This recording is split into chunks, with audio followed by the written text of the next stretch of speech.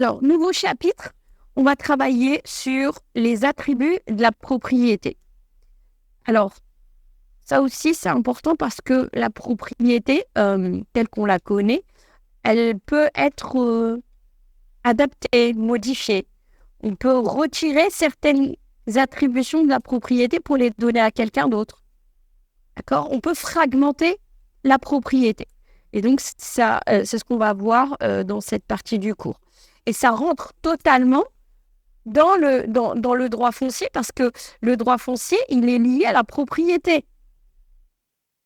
D'accord? Le fonds, quand on est propriétaire d'un fonds, c'est qu'on est propriétaire d'un bien immobilier. Et le patrimoine de quelqu'un, il est composé, d'accord, de ces propriétés. Donc, avant de continuer dans la notion de propriété, il faut d'abord se poser la question de la notion de patrimoine. Donc, le patrimoine, c'est les droits réels, c'est les droits personnels, c'est les droits intellectuels, c'est une multitude de droits que la personne a. Donc, les droits réels que l'on a sur une chose corporelle, susceptibles d'appropriation. Ça, c'est la définition de Gérard Cornu. Vous connaissez le fameux ouvrage de Gérard Cornu qui s'appelle Le vocabulaire juridique. Donc, lui, la définition du patrimoine. Donc, les droits réels sont des droits que l'on a sur une chose corporelle susceptible d'appropriation. Donc, il y a une diversité des droits réels. Il y a les droits corporels, les biens corporels. C'est quoi les biens corporels? Ça s'oppose à quoi? Au bien incorporel, exactement. C'est quoi qui est incorporel? On va faire un raisonnement à contrario. Le fonds de commerce, ouais. Tout ce qui relève de l'API, oui, de la propriété intellectuelle, les brevets, les droits d'auteur, d'accord? Les licences, les droits d'exploitation, voilà, c'est des choses qui ne sont pas matériellement palpables. Donc, c'est pour ça qu'on dit incorporel. Donc, à contrario, tout ce qui n'est pas incorporel est corporel. Vous avez les biens immobiliers. Donc, ça, c'est facile. Les biens immeubles par destination, on les a vus selon la définition du Code des droits réels. Les choses appropriées, les choses non appropriées. D'accord? Les arbres que vous avez sur votre bien immobilier, ils vous appartiennent. D'accord? C'est poser la question avec la tempête en France. Et donc, les gens, parce que j'ai travaillé pendant des années dans les assurances, et les gens ont posé la question de savoir, j'ai l'arbre de mon voisin qui est tombé dans mon jardin avec la tempête, je dois faire appel à un bûcheron qui doit venir pour déblayer. Est-ce que c'est à mon assureur de prendre en charge ou c'est à l'assureur du voisin? D'accord. Je sais que le Marocain ne se prendrait pas la tête avec ce genre de choses. Il serait là avec une scie en train de découper l'arbre et c'est tout. Il ne prendrait pas la peine d'appeler. Voilà, et voilà, c'est vrai. On est dans un pays ou dans un continent qui est système des brouilles. Il n'allait pas se poser la question de savoir est-ce qu'il va appeler un bûcheron. Et il va se dire ouais super, j'ai du bois, peut-être que je vais l'utiliser. Bref. Bon, c'était cette question qui était pertinente, mais c'est pour la mettre en relation. Donc, l'arbre que vous avez, d'accord, il vous appartient. Il est voilà, sur votre propriété, d'accord. Donc là, dans cette espèce, c'est l'assureur de la personne. Voilà, pas de chez qui l'arbre venait, mais l'assureur de là où est tombé l'arbre qui prend en charge. Non, normalement non. Normalement non. C'est rentré dans beaucoup de détails. Bah, oui, mais garde pas dans tes amis. Les autres. Oui, mais il y a des gens qui sont dans leur présence. C'est et rentrer dans le... Maintenant, le gouvernement, oui, se plaint pourquoi les enfants de ses voisins, c'est oui, on a pas dans les plaies. Oui, c'est vrai, mais c'est à lui de l'entretenir, c'est à lui d'entretenir. Voilà, exactement, du fait de la mitoyenneté. Ça, on va le voir tout à l'heure dans la propriété. Oui, attitude, exactement. Après, oui, l'air qui est au-dessus, ça appartient à l'État, d'accord, mais oui, les fruits, oui, ils sont dans son secteur, en quelque sorte. Mais il y a des jours, en fait, j'avais vu quelqu'un qui avait des cerises et il avait mis un filet dessus, tellement, c'était pas pour que les gens les prennent pas, c'était pour que les oiseaux les mangent pas. Il est allé très loin. C'était un voisin pour éviter que les oiseaux mangent ses fruits. Ouais, il avait mis un petit filet très, très fin, mais ça empêchait pas qu'il picorait dessus, quoi. Mais c'est l'homme et puis il y a la nature et des fois, ils font pas bon. Il n'y a pas pas un bon voisinage. Il y a des troubles du voisinage qu'on verra tout à l'heure. Euh, Donc, il faut s'intéresser aux biens immobiliers dans le patrimoine, aux biens corporels, mais aussi les sûretés, les garanties, tout ça, ça rentre dans la notion de patrimoine. Ce qu'il faut savoir, c'est que le patrimoine, c'est un attribut de la personnalité juridique. Donc, le patrimoine ne concerne que des individus qui sont vivants. Donc, Henri Vialetton, c'est un civiliste du milieu du XXe siècle et il a donné l'image parfaite du patrimoine. Il a dit que le patrimoine est un sac que chaque homme porte durant sa vie sur son épaule et dans lequel viennent s'enfourrer pêle-mêle tous ses droits, ses créances et ses dettes. Donc, dans le sac, en fait, il y a tout. Il y a le plus et il y a le moins. D'accord? L'actif et le passif, de manière indifférenciée. Tout ça constitue le patrimoine. On a cette phrase, quelqu'un qui dit « Mais Andy Wello, je n'ai rien ». Ça veut dire, est-ce qu'il n'a pas de patrimoine? Son sac, il est simplement vide. Il a le sac, mais il est vide. Quand quelqu'un dit « J'ai rien », en fait, il n'a pas rien. Il a un sac. Mais sauf que le sac, il est vide. Et il y en a, ils ont des sacs bien remplis. Il y en a des sacs qui ont des sacs moyens. Et voilà. Et il y en a, ils ont des sacs remplis. Mais quand tu regardes à l'intérieur, il n'y a que du plastique. Parce que c'est plein de dettes. D'accord? Et il y en a, ils ont des sacs qui sont lourds. Il y en a, ils ont des sacs légers. C'est pour ça que j'aime beaucoup cette image parce qu'elle représente bien ce qu'est le patrimoine. Quelqu'un qui a un patrimoine qui est rempli de dettes, il a un patrimoine. Quelqu'un qui a des dettes, qui a des crédits, il a un patrimoine. Sauf que, voilà, quand on met la main dans le sac, on trouve, je ne sais pas, du papier journal froissé, c'est tout ce qu'on va trouver dans le sac. Par contre, vous pouvez ouvrir le sac et trouver des lingots d'or. Voilà, c'est les actifs. D'accord? C'est pour vous imaginer qu'est-ce que le patrimoine. Donc, le patrimoine, c'est un attribut. Et donc, tant que vous êtes vivant, vous avez votre sac à dos. Et quand vous décédez, en fait, on vient vous retire ce sac à dos de votre dos. Et voilà l'image du patrimoine. D'accord? Et donc, le patrimoine, il a 4 conditions. Première condition, seules les personnes ont un patrimoine. Pourquoi j'ai mis cette question-là? Parce qu'il y a plein de gens qui me disent « Oui, mais lui, ce chien, il a hérité. » Vous connaissez Karl Lagerfeld? Oui, exactement. Il a légué sa fortune à son chat. Et les gens disent, oui, son chat, il est propriétaire de son manoir. Le chat, il est propriétaire d'une maison. Ils ont montré un chien il avait un domestique et il avait non pas un domestique, pardon, un majordome, oui, qui lui donnait à manger et qui s'occupait de lui, voilà, et il avait sa maison. Donc, je viens retirer toute ambiguïté concernant ces cas-là. En fait, le chien n'est pas le porteur du sac. Le chien n'a pas de patrimoine. Par contre, ce qu'on va faire, c'est ce qu'on a vu la dernière fois dans le trust. Voilà. Il y a le trust qui va gérer les biens, le patrimoine du défunt, du décujus. Ensuite, vous allez avoir un bénéficiaire qui sera une fondation, une association.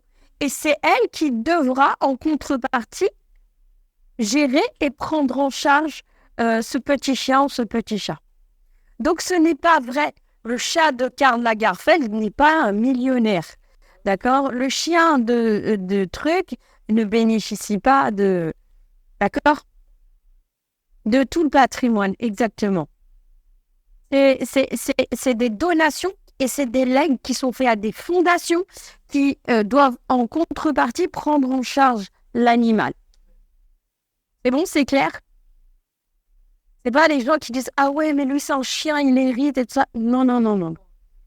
Exactement, c'est un montage qui fait que le chien ou le chat est pris en charge par une fondation.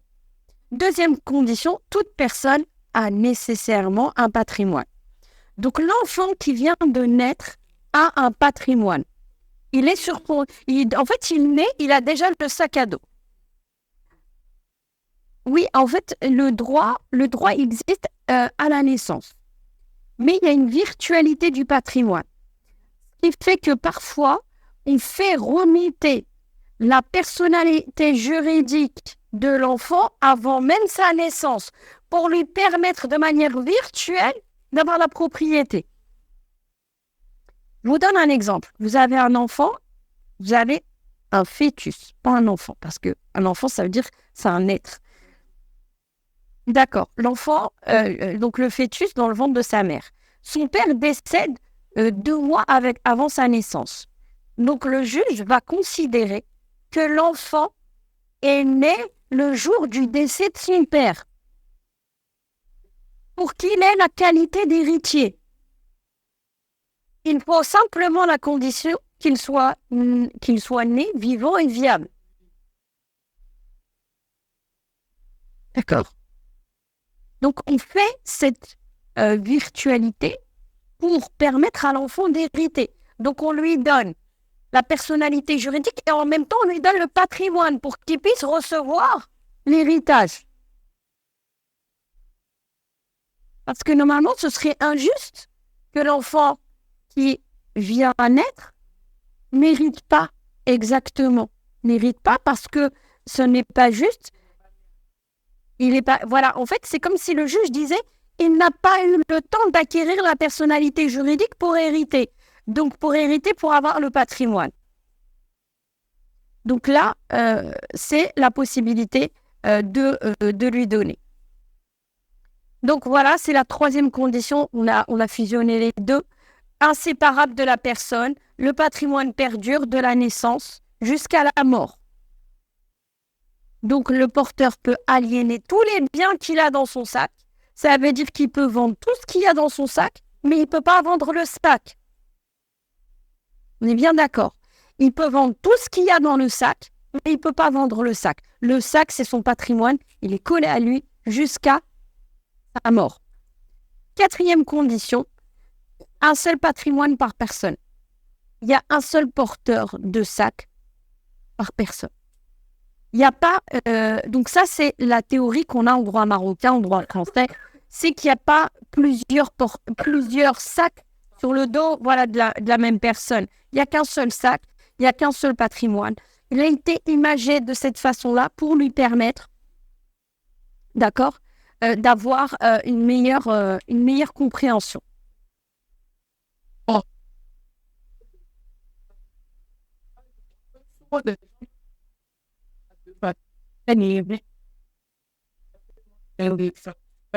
on doit dire que le patrimoine ne devient pas le deuxième patrimoine, mais c'est le patrimoine pour ça. Exactement. Alors, il y a ce qu'on appelle, et ça rentre complètement dans ce que tu dis, ça s'appelle la théorie des patrimoines d'affectation. Et donc, ça, c'est plutôt une conception anglo-saxonne. Ils disent qu'en fait, on a on a plusieurs patrimoines parce qu'en fait, c'est nous qui affectons des ressources dans ces patrimoines. Je m'explique.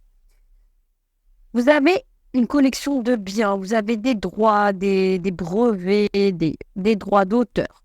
Et tout ça, vous allez l'utiliser pour financer quelque chose, pour servir à un objectif commun. Et donc là, ça veut dire que ce que vous avez comme argent sert à financer un patrimoine particulier. Je vous donne un exemple. Tous les revenus que vous avez du fait de votre activité commerciale, vous allez les affecter exclusivement au paiement de votre crédit immobilier. Et bien ça, on considère que c'est un patrimoine d'affectation. Donc vous faites en quelque sorte, vous scindez votre patrimoine. Vous avez d'autres revenus, ils vont servir à financer autre chose. C'est pour ça qu'on parle de patrimoine d'affectation. Alors que la théorie précédente, c'est complètement indissocié. Le patrimoine est quelque chose de virtuel rattaché à la personne qu'elle emploie de manière indifférenciée. C'est un tout. Là, pas du tout. On sectionne, on fait des compartiments. Chaque chose finance chaque chose. D'accord?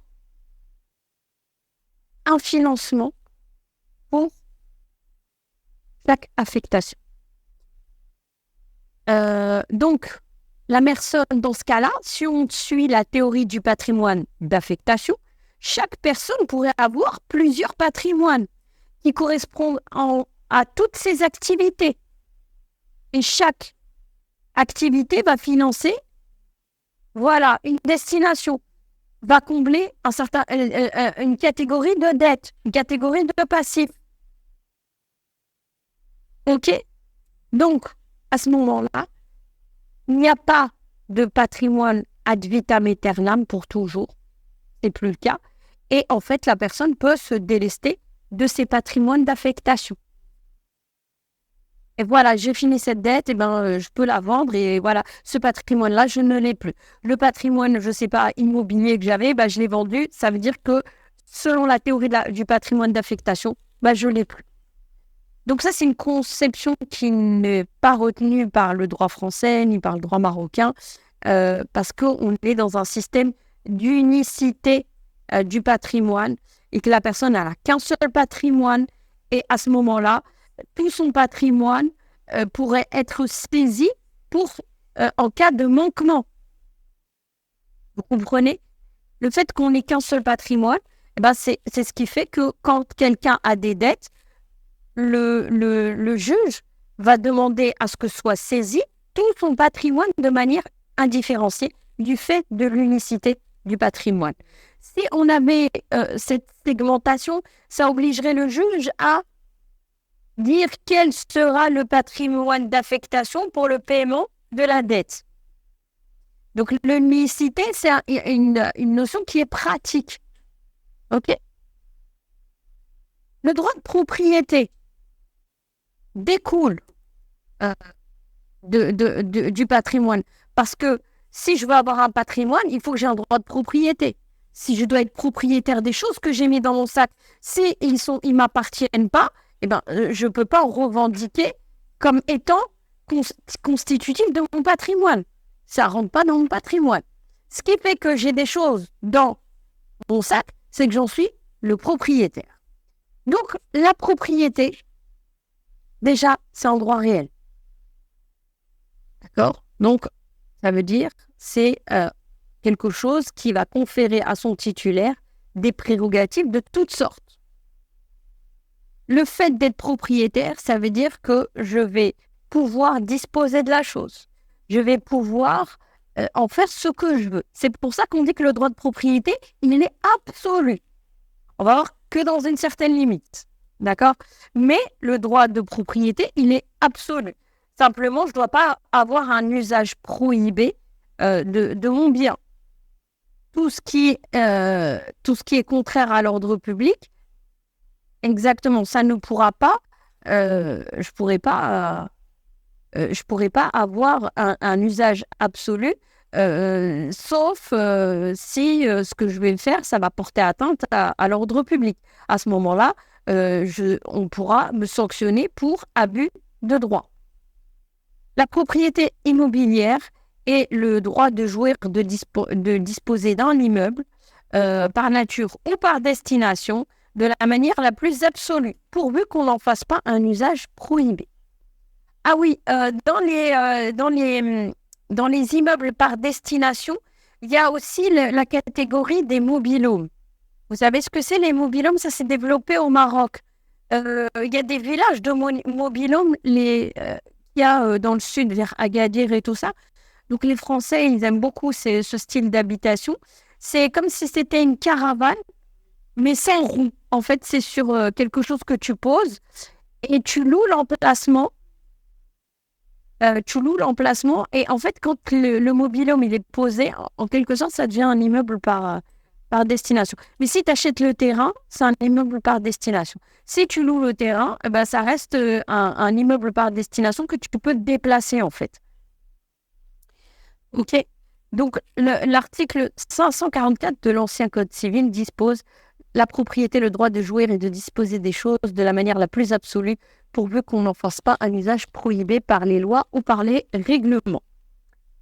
Alors, on va s'intéresser aux éléments constitutifs de la propriété. Donc, la propriété, elle comprend ces trois éléments qu'on répète presque à chaque séance. L'usus, le fructus, l'abusus. L'usus donne au propriétaire le droit d'utiliser son bien à sa discrétion, c'est-à-dire qu'il en fait ce qu'il veut. Mais vous savez très bien, je ne peux pas utiliser mon bien, par exemple, pour en faire, je ne sais pas, si j'ai un appartement, je ne peux pas en faire, je ne sais pas, un lieu, un cercle de jeu, d'accord, pour les paris ou un casino clandestin. J'ai un appartement, je ne peux pas en faire à l'intérieur, je ne sais pas, un salon de coiffure. D'accord, il faut que j'ai un bail spécifique pour ça. Le fructus, ça veut dire que ça va conférer au propriétaire le droit de bénéficier des produits générés par le bien. Ça veut dire en réalité le droit d'exploiter le bien. L'abusus, ça veut dire que ça accorde le droit de disposer de son bien à sa guise, que ce soit pour le conserver, le vendre, le donner, voire le détruire. Donc ça, c'est les trois prérogatives. Dans l'abusus, le détruire, c'est par exemple quelqu'un qui a acheté une maison et puis il n'aime pas la maison, donc qu'est-ce qu'il fait? Il la détruit, il la rase pour construire une autre maison. Donc ça se voit, ça se fait souvent dans la pratique. Le droit de propriété, c'est un droit qui est sacré. C'est un droit qui est reconnu par la Constitution. Et il faut savoir que le droit de propriété, dans certains pays, n'existe pas. Exactement. On va voir qu'il y a des pays où la propriété, en fait, elle est temporaire, oui, elle est encadrée. Donc, le droit de propriété, c'est un droit qui est absolu, exclusif et perpétuel. Au Maroc, il est perpétuel. On va voir que cette notion de perpétuel n'est pas valable pour tous les pays. Donc, c'est pour ça qu'il faut faire attention si vous allez dans un pays et qu'on vous dit « achète ce bien ». Est-ce que je suis bien propriétaire du bien ad vitam aeternam? Ça aussi, il faut faire attention. Absolu dans son caractère complet et illimité, d'accord? C'est pas je suis propriétaire, mais j'ai quand même des limitations. Le propriétaire, il dispose de prérogatives sans restriction sur son bien. Donc, tu ne peux pas être propriétaire et limité sur certaines choses. On va voir que tu peux être propriétaire, mais qu'il y a une partie de ta parcelle, par exemple, que tu devras partager avec d'autres gens. Ça, c'est tout à fait possible. D'accord? Mais ça n'empêche pas que tu restes propriétaire.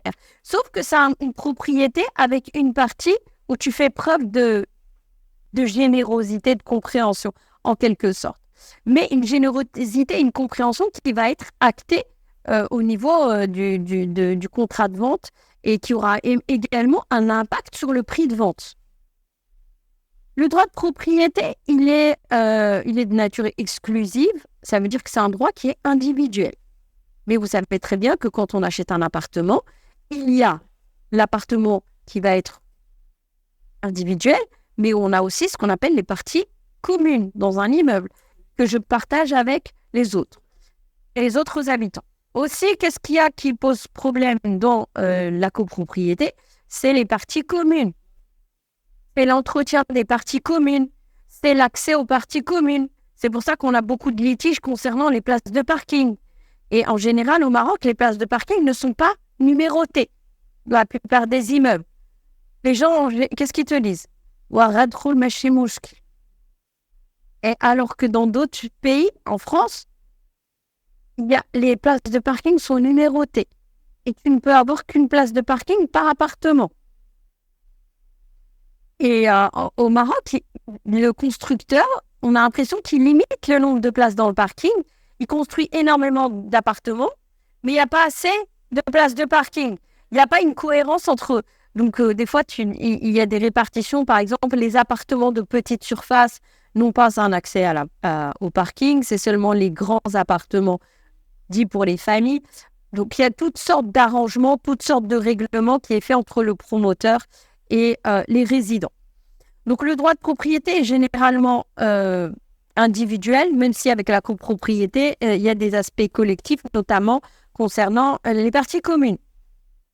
Donc, comme il a un droit exclusif et individuel, il a le monopole sur son bien. Donc, il n'y a personne qui peut venir et exploiter son bien ou l'empêcher de jouir de son bien. Mais là aussi, il y a des exceptions. Des fois, vous avez un bien et la personne, en fait, ne l'occupe pas. Il y a quelqu'un qui va arriver, il va ouvrir la porte et il va s'installer dedans. C'est un occupant sans droit.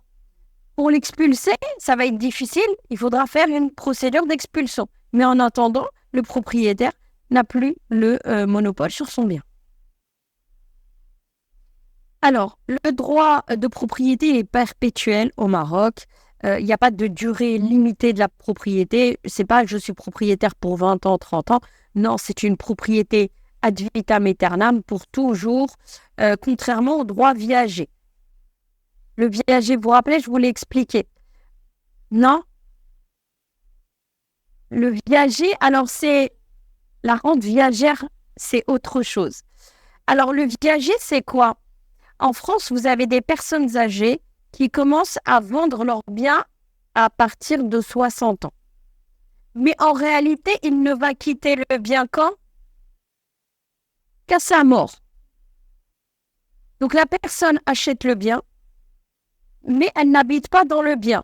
La personne qui habite dans le bien, c'est l'ancien propriétaire. Et en fait, vous ne payez pas cher. Vous payez ce qu'on appelle des droits d'entrée. On appelle ça un bouquet. Vous payez le bouquet. Et puis, tous les mois, vous payez une rente viagère à la personne âgée qui reste dans son appartement. Quand elle décède, vous récupérez l'appartement. Si vous avez payé la rente pendant 5 ans, ça peut être un bon investissement. Si vous payez pendant des années, et ben ça peut être... Et des fois, il y a un film qui s'appelle Le Viager. C'est un film en noir et blanc. Et en fait, c'était un médecin. Il s'était rendu compte qu'il y avait un de ses patients. Il avait une maison en Provence. Et il s'est dit, ah ouais, ça, c'est la bonne affaire. Il va bientôt mourir. Et il a appelé tous les membres de sa famille. Venez, on achète la maison en viager. Bon, en fait, lui, il n'est pas mort, mais c'est tous ceux qui ont contribué au viager qui ont commencé à mourir un par un. Et donc, c'est une histoire qui est marrante. Bon, nous, au Maroc, on n'a pas de viager. Ça n'existe pas. Ça serait très difficile à mettre en place. Mais on pourrait avoir un mécanisme qui serait équivalent, où vous avez quelqu'un qui est le nu propriétaire et qui laisse l'usufruit à quelqu'un d'autre. C'est un cas qui est possible. Et après, quand l'usufruitier décède, le nu propriétaire, il récupère l'usufruit et il est propriétaire totalement. Ce serait l'équivalent. Mais est-ce que ce serait le versement d'une rente jusqu'à la mort? Non, c'est pas possible.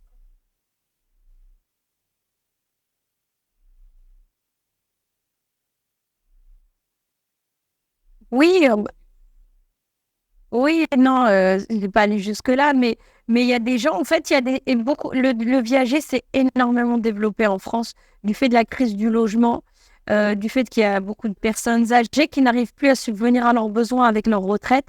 Et en fait, le viager, la personne âgée ne va plus avoir son bien dans son patrimoine. L'appartement ou la maison ne sera plus dans son patrimoine, donc ça veut dire que ses héritiers n'auront pas la maison. Le nu propriétaire, ce sera celui qui a acheté le bien. Alors, au regard des trois attributs de la propriété, donc ça constitue le droit réel le plus complet. Donc, c'est-à-dire que les prérogatives que le propriétaire peut exercer sur son bien sont sans limite dans la mesure où les lois et les règlements